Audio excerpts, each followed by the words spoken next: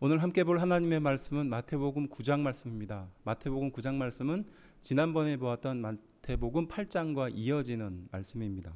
예수님께서 초기에 보여주셨던 이적들이 모여져 있는 곳인데요.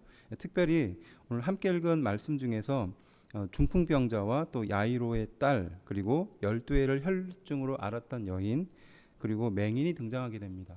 먼저 이 첫 번째 등장하는 인물이 바로 중풍병자인데요. 2절 말씀입니다.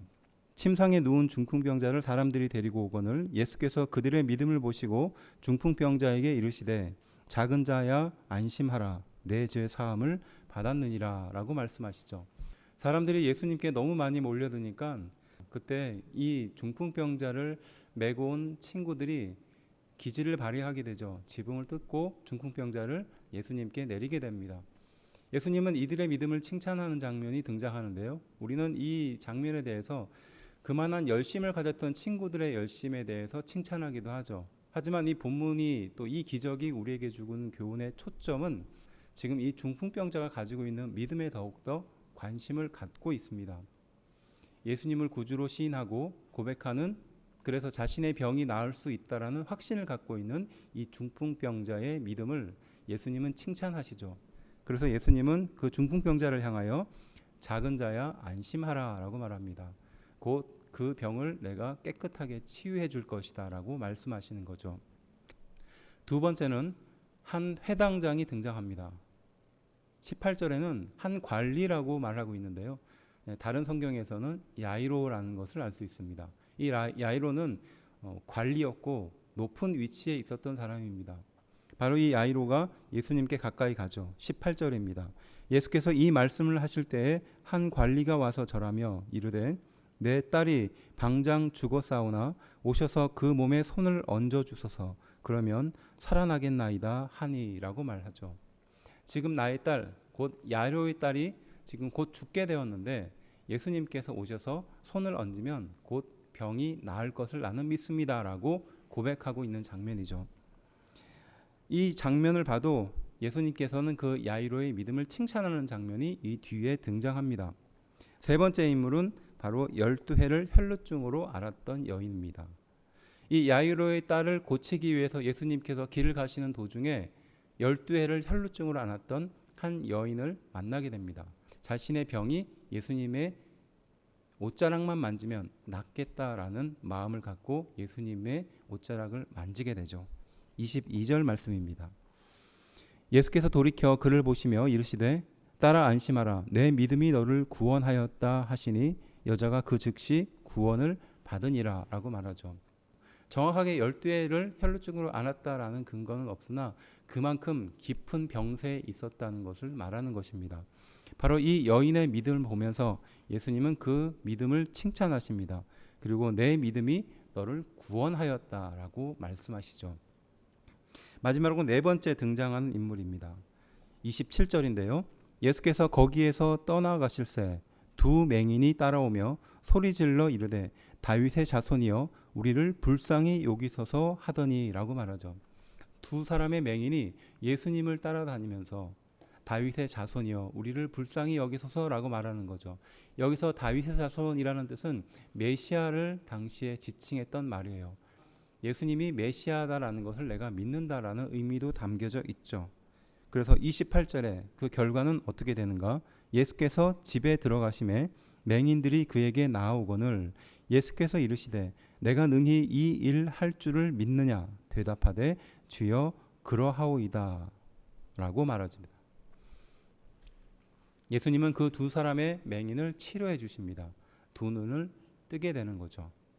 그리고 29절 그 결과는 어떠했을까요? 이에 예수께서 그들의 눈을 만지시며 이르시되 너희 믿음대로 되라 하시니 라고 말씀하십니다. 두 명의 맹인이 눈을 뜨게 되는 사건이 일어나게 되는 것입니다. 우리는 앞서 중풍병자와 또 야이로 그리고 12해를 혈루증으로 앓았던 여인 그리고 마지막으로 두 사람의 맹인을 만나보았습니다.